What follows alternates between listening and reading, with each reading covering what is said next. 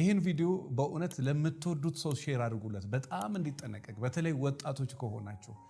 እሱም አንድ ነገር ነው። እሱም እስከ ዕለተ ሞታችሁ ድረስ እድሜ ልካችሁን ህይወታችሁን የሚያበላሽና በጣም አደገኛ ሰው ዛሬ ላይ በ60 ዓመቷ በ70 ዓመቷ ዛሬ ላይ በ60 ዓመቱ በ70 ዓመቱ በ80 ዓመቱ በጣም የመከራ ትንፋሽ እየተነፈሰ እያለቀሰ ዋጋ እየከፈለ የሚኖር ሰው አለ።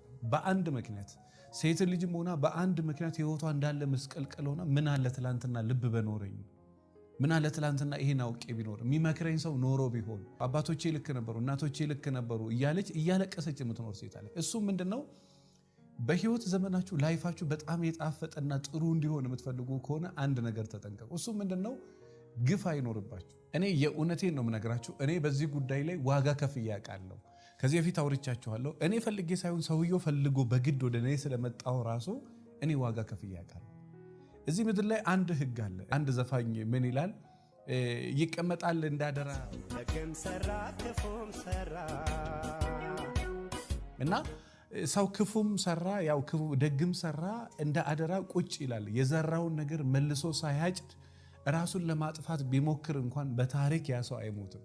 የሚሞተው መቼ ነው ካላችሁኝ፣ የዘራውን ካጨደ በኋላ ነው።